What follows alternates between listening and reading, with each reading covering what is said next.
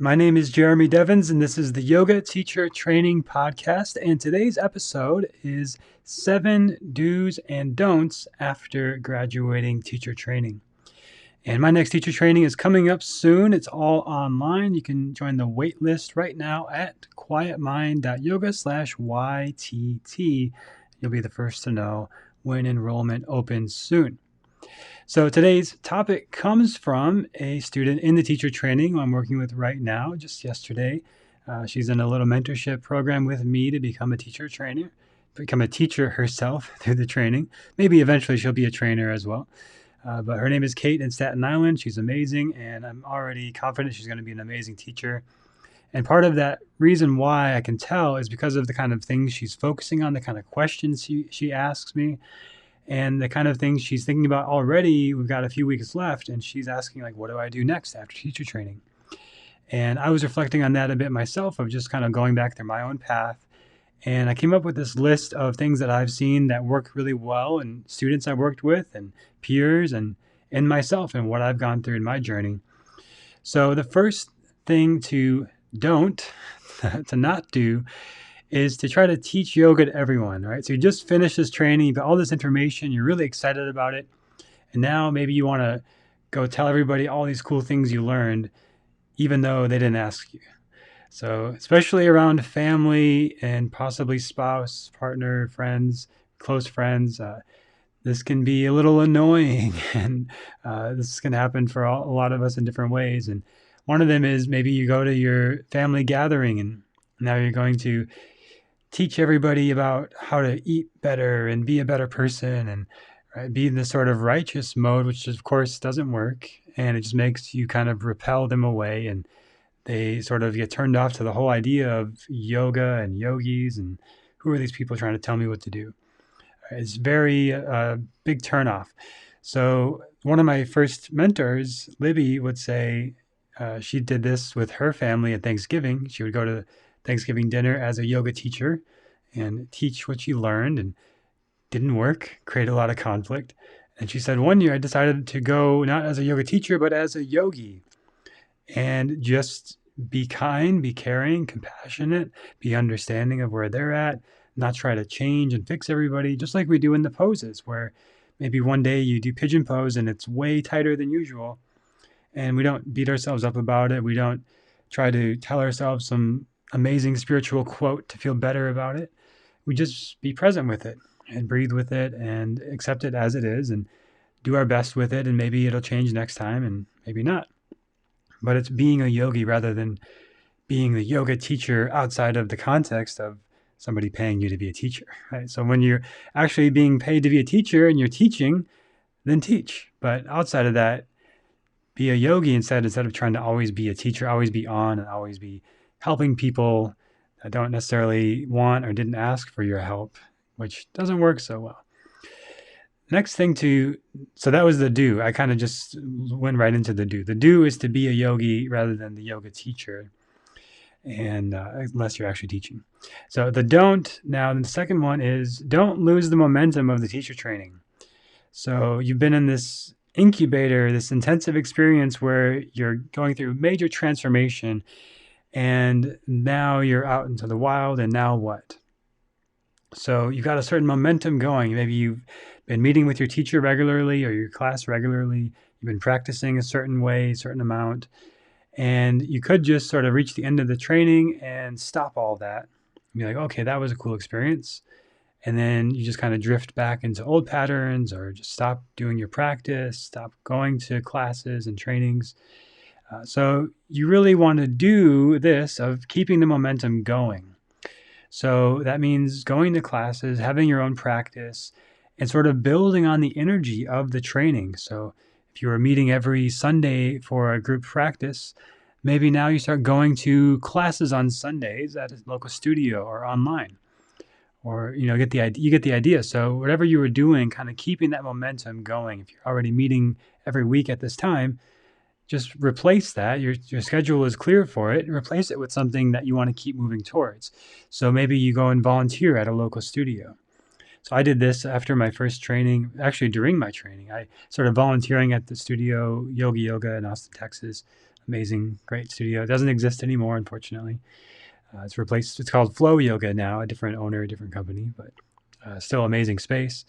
And I haven't been to the new studio since they changed, but it's that's where I started volunteering, and would go there every week for 2 hours and volunteer and sweep and mop and clean and all that.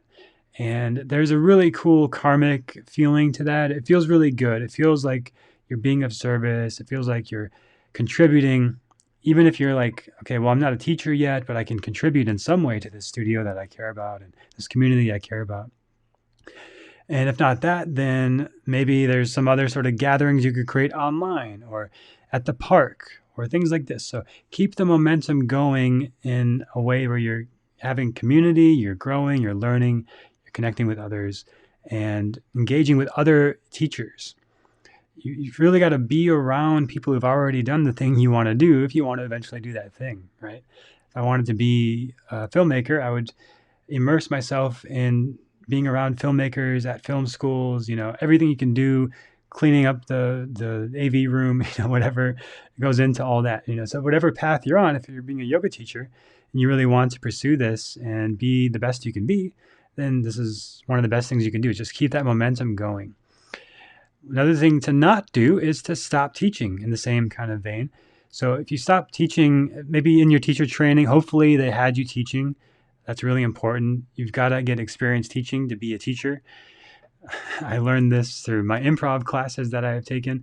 Our improv classes, you just start doing improv, right? You don't sit around talking about improv. Where did it come from? How do you do it? You just start doing improv. And I actually wish there was a little more in the classes I took, a little more theory and explaining things, because I like that. But it's kind of the opposite of some teacher trainings where it's just all discussion and a little bit of practice. But one of the most common complaints I hear is that there's not enough practice in teacher training. So I make sure that's a huge part of my training. And if that's not built into your teacher training, then find ways to do it yourself by teaching a peer or a family member or a friend who wants to be taught weekly. And so the thing to do here after your teacher training is to start teaching at least once a week. And hopefully you're already doing that during the training. But by the end of the training, definitely, if you want to be a teacher, got to be teaching at least once a week, and that's bare minimum. The most successful teachers that I know, people who have made a career out of this, including me, I was subbing anywhere and everywhere I could, teaching anywhere I could, for free, for donation, any opportunity I could find. I was there. You needed a sub, I was there. I was the most reliable sub you could get, and I would not miss a class that I was teaching or subbing. I ended up in the 10 years where I was really immersed in that way. I missed a total of 2 or 3 things happened, I couldn't get to class on time or something, and they were terrible. It was so painful for me to not be there and in integrity of my word and miss the class in some way. So that's really important that you have something at least once a week you're doing, but the more the better. And you're just accelerating your path because you're going to learn more things, you're going to work with more people, you're going to encounter more things. And everything I have to share now, a lot of that comes from that experience of, oh, when I said this happened in the class, or this student did this, and this is how I responded, and I found that to be effective, found that not to be effective. So experience is really the main thing that we're gaining here as teachers, and our real sort of currency, you could say. The more you have to give to your students comes from how much you have already given from the students. So the more you teach, the more you have to teach. So it's really just to keep going and keep the momentum going and teach at least once a week, but more is better. And then at a certain point, you got to start scaling back. But that is down the road. After a few years, I think, of teaching as much as possible, and you feel like, okay, I know what I'm doing, comfortable, I could just drop in any class and just start teaching on the spot, no problems. Then okay, I could start scaling back a little bit, start offering other things like workshops, events, trainings, all that. But that is much further down the road than after teacher training. Number 4, the thing not to do is to just go into more trainings without implementing anything. And I've seen people who go from 0 to 200 hour to 500 hour to workshops and trainings and retreats, and then the whole time they never taught a class. So they've basically been training to be a filmmaker, and they never once hit record on the camera, using that metaphor again. So, like, how can you really know how to make a film if you've never hit record on the camera? How can you really know how to teach yoga if you've never just sat down in front of a group of people and said, inhale, do this, exhale, do that, and led them through a whole experience of a class? So the thing to do is to keep implementing what you learned from each training. So if you finish your first teacher training, what did you learn? You learned a ton of stuff. It's a huge download when you take your first training. Lots of information. And just from that, you could spend probably years just teaching from that. And then you start to run the risk of not really kind of running out of steam. So you're not really keeping the momentum going if you just take the one training and then you're done and okay, I just did that and now I just teach. So you do want to always be a student to some degree, which I will talk about here in a little bit. But basically, you're implementing what you've learned. So you learned a lot of things in your first teacher training, but there's probably a few that really stood out. And you learned how to maybe have a sort of template of a class you could teach regularly. Hopefully, they taught you that in your training. And that's, again, what I teach in my training. So you have like a base you can start from. Okay, this is like a Hatha Flow class I could teach to anybody, anywhere, anytime, and start doing that. And then after maybe a month or two, it's like, okay, I feel really good with that, pretty proficient. And what's next? Like, what else can I add on to my repertoire? I could focus on anatomy. We talked about anatomy in the training. Let's draw from that. I could focus on philosophy, the Yoga Sutra, the 8 limbs, right? So there's always going to be a lot of stuff to draw from that first training, but don't stop there and don't stop implementing what you've learned in that training. And then when you go to your next training, implement what you've learned there. So you might take a workshop with the chakras. I was very fortunate to take a training with Anadea Judith, who wrote a lot of the great books on the chakras, a certification with her. And I learned a ton about chakras in that weekend and started teaching that immediately in my class. Well, not immediately, a little bit later in my classes. So you do want a little time where you integrate what you learn. It's like, okay, I've practiced this a little bit. I know what it feels like. I know what I'm talking about. Now I can share it with others. So there's like that little phase of what I call the 3 phases of yoga. I've shared about this before. So the first phase, you learn the fundamentals. So you could say, like, I learned about how the root chakra is about grounding, and I can engage and sort of work with that energy through poses like mountain pose or like malasana, low squat. All right, so I know that the information is there. Now I need to go to phase 2 of deepening my practice and implementing that and integrating that in my own practice, and where it's like, okay, I can feel what she's talking about. I get it. Like I can go to that place. And then phase 3 is you share what you've learned. So it's like, now I can share with someone else. Let's come into Malasana and notice your connection of your feet to the floor, the pull of gravity on your tail, sort of grounding effect of the pose. Right? And that's all speaking from experience and information. And now I'm ready for more. So I've basically filled up my cup, emptied it out, and now it's empty again and ready for more. And now is the time to really go to the next training.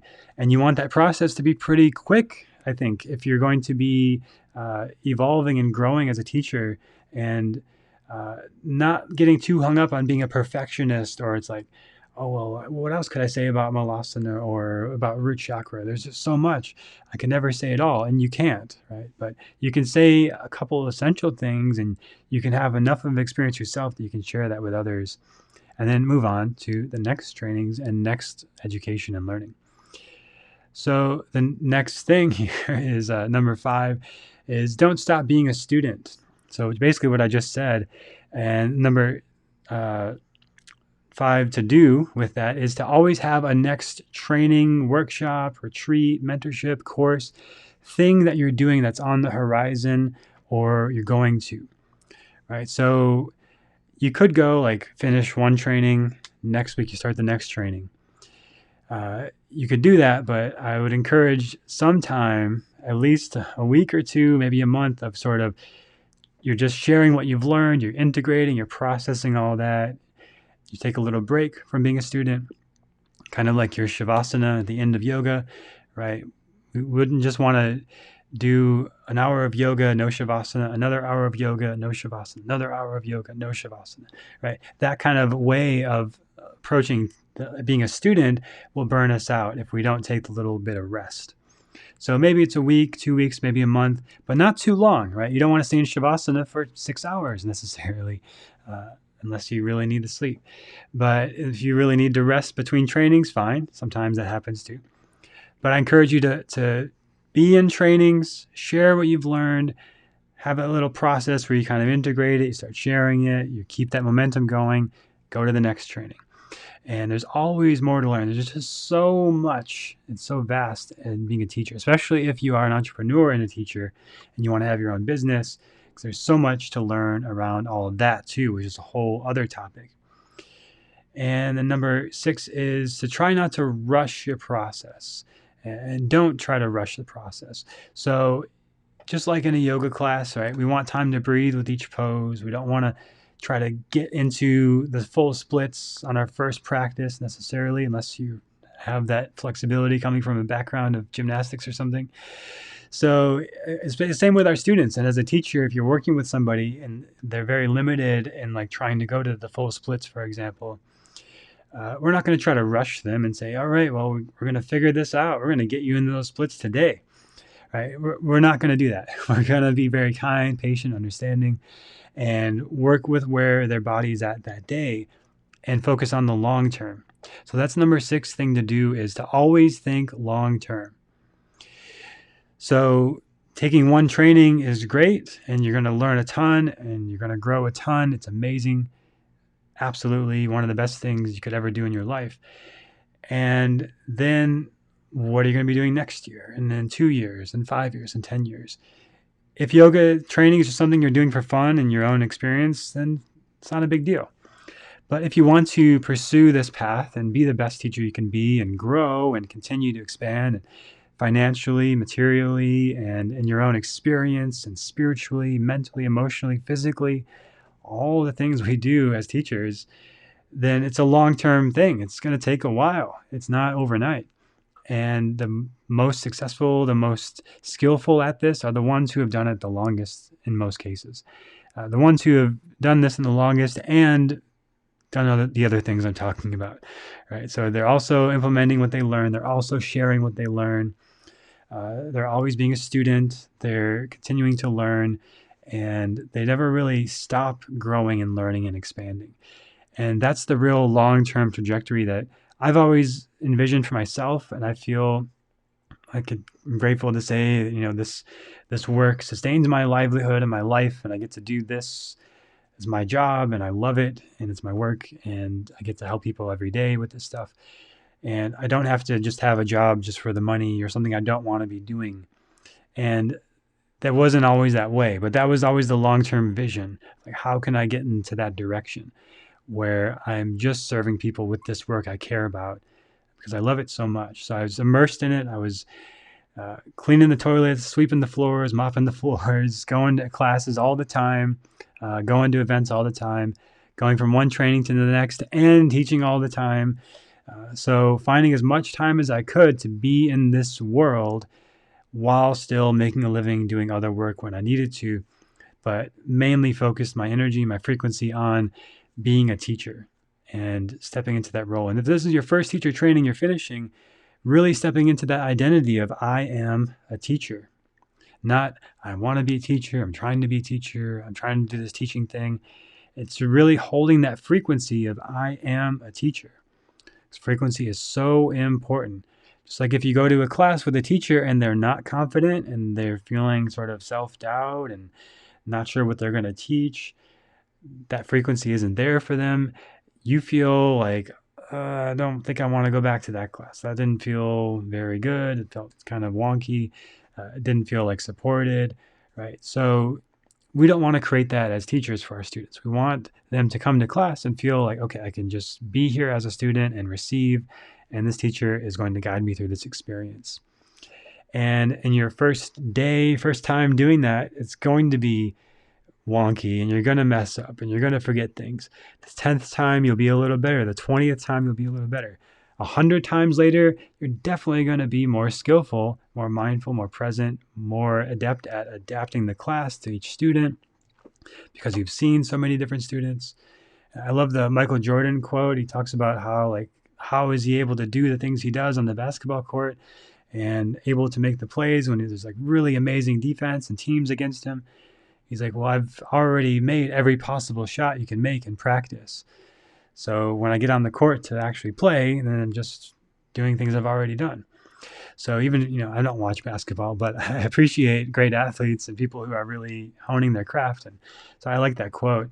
And so even if you don't know anything about basketball like I don't, you can still appreciate this idea of what we're doing and all this time that we're not in front of students teaching is becoming more skillful in our trainings and our education and our studies, reading books, working with mentors, taking trainings, going to retreats, having these experiences that fill up our cup, then we have more to pour out. And 5 years in, I realized I had no idea about anatomy the way that I really could have.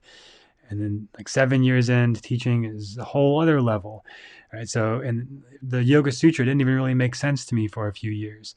And I try to read it, it's just like reading words in the dictionary. It's just like, okay, I understand that word. But these things just take time. It's a spiritual evolution. It's maturing. It's a growth, especially those of you who are starting young. It's just always a long-term path. There's no rush with this. And the sooner you start, the better. But the fact that you've started is great. And it's never too late to start. So wherever you're at, it's a perfect place to be and to keep growing and think long-term still of like, where am I going with this? And how do I want to keep growing in that direction? And then the seventh and final thing is to just not be harsh on yourself. So don't be harsh on yourself, just like with your students. So the thing to do is to approach your own path as a student of yoga, as a student to be a teacher with as much kindness and care as you would approach a student that you're teaching. Right? So again, you wouldn't shout at them, you wouldn't yell at them, you wouldn't tell them they're wrong or they need to be further along than they are or whatever, or sort of judge them. But we do that to ourselves sometimes, don't we? Right? And how can we bring a little more kindness, compassion, care, empathy, understanding, and long-term perspective to our own path? To know that wherever you are is exactly where you need to be. And there's amazing, perfect lessons that you're learning and discovering right now. And hopefully this podcast was a helpful lesson in your own growth and evolution. And as always, if you want to learn more, you can check out quietmind.yoga/YTT, where the next teacher training will be coming up soon. And if you've already completed the teacher training, there is a significant discount for people coming into my training who've already completed one, because we do cover a lot of the same 200-hour core curriculum that you'll get in any teacher training. But I think I do it really well. I think I share a lot of things that you won't get in other trainings, and a lot of things that I wished were in other trainings that you'll find in mine. So if you wanted to better your anatomy understanding, I think that's one of the things I'm really good at, and philosophy and getting the actual practice and experience teaching, which I think is essential. So even if you've already done a training, you can get a lot of experience teaching through this program. And I really personalize it to each student because I keep the classes small. So I really get a lot of one-on-one time with everybody and help adapt the curriculum and the training so you get what you need from it. And if you haven't done a training before, then you're in for a treat. So quietmind.yoga/YTT is where you can check that out. And I look forward to sharing more with you next time on the Yoga Teacher Training Podcast.